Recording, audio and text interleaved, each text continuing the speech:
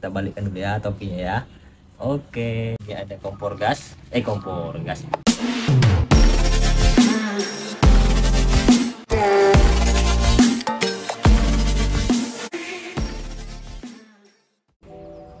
Oke. Assalamualaikum warahmatullahi wabarakatuh. Salam lestari. Pagi. Wah. Kembali lagi bersama saya Arya Sutrisna tentunya.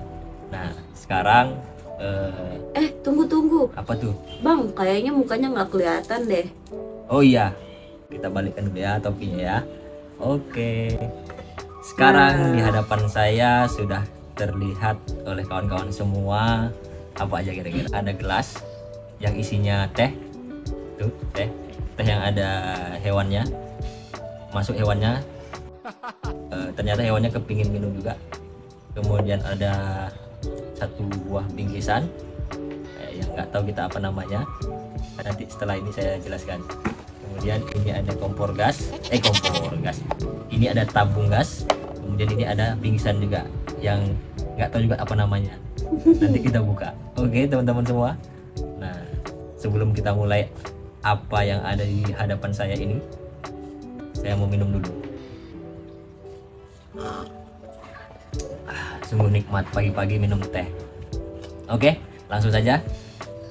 Di hadapan saya ada dua bingkisan yang selalu dibawa oleh teman-teman pendaki gunung.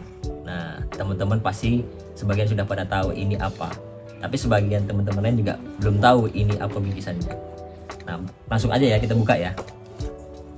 Nah, di sini ada apa ya?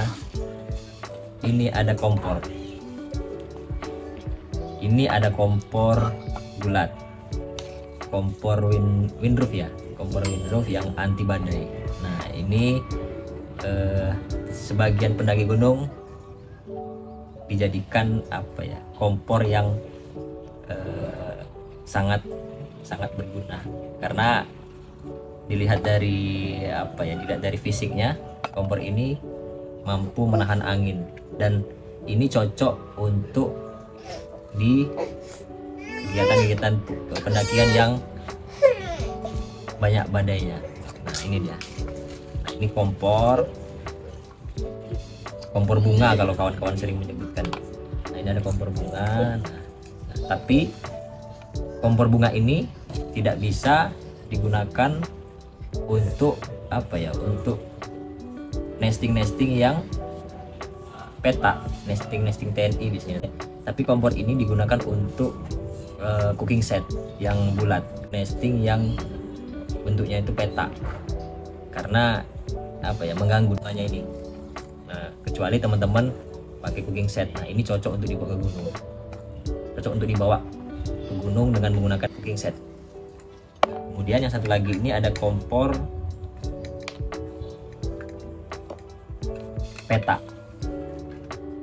Nah, sementara yang ini sangat cocok untuk digunakan nesting peta, karena dilihat dari fisiknya kompor ini ya tentu teman-teman paham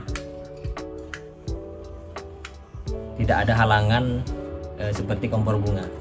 Nah, inilah rekomendasi yang pas ketika teman-teman mempunyai nesting yang bentuknya itu peta. Biasanya di penyewaan alat gunung, alat outdoor, seringnya memang menyewakan nesting yang peta. Nah, sehingga ini kompor ini sangat rekomendasi ketika teman-teman bawa ke gunung dan menggunakan nesting peta. Seperti kompor bunga ini juga ada kakinya. Nah, ini dia. Ini kompor peta, ini kompor Satu bunga. lagi belum kebuka, Bang. Apa tuh? Kakinya. Oh iya. Kakinya ada. Nah, dua kompor inilah kompor yang selalu digunakan untuk kawan-kawan mendaki gunung. Nah, kenapa ada satu kompor lagi yang belum saya hadirkan di sini? Ada kompor portable yang besarnya itu seperti kompor satu tungku. Teman-teman mungkin tahu kompor yang biasa untuk memasak di dapur di rumah. Ada kompor yang bentuknya itu besar satu tungku tapi ya. Nah, ada satu lagi tapi belum saya bawa ke sini. Nanti di video selanjutnya kita jelaskan bagaimana kompor itu. Nah, tapi secara spesifik bahwa ketika kita mendaki gunung, tentu perlengkapan dan beban itu sangat diperhatikan, mengingat jalur yang kita hadapi adalah jalur-jalur ekstrim. Minimal itu kalau di Gunung Talang 2 jam setengah sampai 5 jam. Bahkan ada juga gunung yang memakan waktu hingga 8 jam. Nah, maka ketika beban dan perlengkapan yang kita bawa tidak memadai, tidak bisa dijadikan apa ya, ya tentu teman-teman akan memahami sendiri. Nah, jadi kompor yang ada di hadapan saya dan di hadapan kawan-kawan semua ini sangat rekomendasi untuk kegiatan pendakian, karena tadi itu secara beban dia lebih ringan, kemudian secara bentuk dia lebih kecil, sehingga space yang lain bisa digunakan untuk barang-barang yang tentu akan teman-teman bawa lagi. Nah, kira-kira teman-teman mungkin ada yang bertanya nih, cara menghidupkannya bagaimana? Nah, ini kita sebentar lagi kita jelaskan bagaimana cara menghidupkan kompor yang ada di hadapan saya. Di 2 kompor ini cara menghidupkannya sama, tapi nanti saya berikan satu contoh aja lah yang kompor yang ini ya. Tapi secara garis besar memang cara menghidupkannya sama. Nah, ini kita pasang dulu ya. Ini ada kompor gas, ini ada tabung gas. Tabung gas ini bisa teman-teman beli di minimarket terdekat, dan harganya itu kurang lebih berapa ya, 20.000 sampai 25.000, tergantung teman-teman nanti mau memilih tabung gas yang mana. Banyak mereknya. Ini merek apa nih? Ini merek gas Wonder Fuel, ya kan? Ini gas Wonder Fuel. Nah, itu dia. Nah, teman-teman nanti silahkan beli di supermarket terdekat. Nah, kadang ada yang bertanya sama saya, Bang, satu tabung ini bisa untuk memasak berapa lama? Kalau pertanyaan seperti itu saya bingung. Kenapa saya katakan bingung? Karena kita tidak tahu yang dia masak itu apa, kemudian berapa lamanya. Memang iya, tapi yang jelas kita tidak tahu. Aku tidak tahu seberapa lama ya dia memasak, kan gitu ya.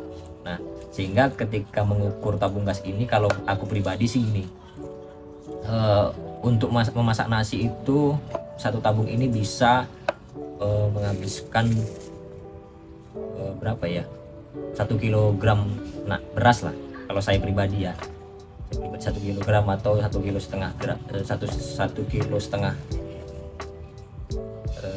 gram beras ya, kurang lebih begitu.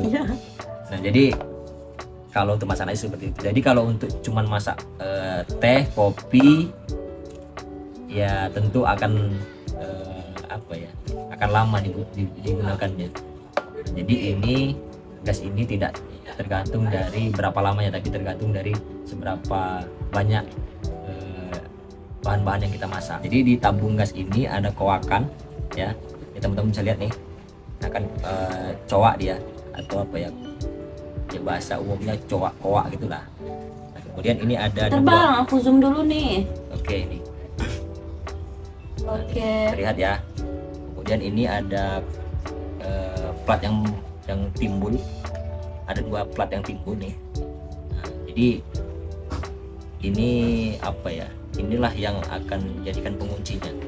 Nah, kita masukkan dari bawah. Ini dari bawah nih ya. Kita masukkan dari bawah. Tapi dengan catatan ini, yang cowakan ini dengan yang plat yang timbul di kompor itu harus masuk dulu. Yang bawah kita masukkan gini kan, kemudian kita samaratakan dan kita tekan, lalu kita putar, set, jadi. Nah, kira-kira begitu. Kita kembalikan lagi, kita masukkan nih, kita kaitkan, kemudian kita samakan, kita tekan, selesai. Nah, kurang lebih begitu. Sama juga di kompor yang bunga ini, cara memasukkannya begitu. Nah, bagaimana cara menghidupkannya? Cara menghidupkannya di sini ada apa ya? Ada tempat pemutarnya nih untuk mengeluarkan gas. Dia lebih cenderungnya sih ke kiri untuk membukanya. Jadi ada keran untuk membuka gasnya, kita buka dulu. Tapi yang perlu dipastikan bahwa keran pembukanya ini jangan dibuka secara full, karena khawatir ketika kita buka secara full apa ya, bisa menyembur gas yang terlalu banyak. Jadi kita buka kerannya itu sedikit aja. Nah, seperti ini. Dengar ya. Baru ini adalah pemantiknya. Nah, hidup. Nggak kelihatan nih. Kelihatan ya. Sudah hidup. Mematikannya pun sama, mematikannya ke depan, ke kanan. Nah, biasanya kompor itu permasalahannya ada di pemantiknya. Nah, ketika pemantiknya tidak bisa untuk digunakan dan untuk membersihkan api, maka ada satu solusinya. Dicoba dulu ini yang pemantik yang di sini. Ini digeser-geser aja. Dia bisa di apa ya? Bisa dibengkok-bengkokkan. Nah, atau dikikis dulu yang bagian ujungnya dikikis. Kemudian kalaupun tidak bisa, teman-teman pakai alat bantu korek. Jadi korek itu tinggal diginikan aja, buka keran gasnya dulu baru dikorekkan. Pasti bisa. Itu dia permasalahan yang ada di kompor. Kita coba lagi ya. Keran kita buka. Kemudian kita hidupkan. Nah, ini kita besarkan. Nah, itu besar. Nah, ini dia. Oke, teman-teman. Inilah kompor yang sangat rekomendasi untuk dibawa ke gunung. Kurang lebih begitu. Bentuk kompornya ini kompor yang sudah sering kami gunakan, ya bentuknya tidak mulus tapi tidak masalah. Yang pasti kami memberikan informasi bahwa kompor yang sangat rekomendasi itu adalah kompor yang ada di hadapan saya untuk mendaki gunung ya. Untuk kegiatan-kegiatan lain nanti kita jelaskan kompor yang satu tungku, tapi tetap pakai tabung gas dan itu mudah dibawa kemana-mana.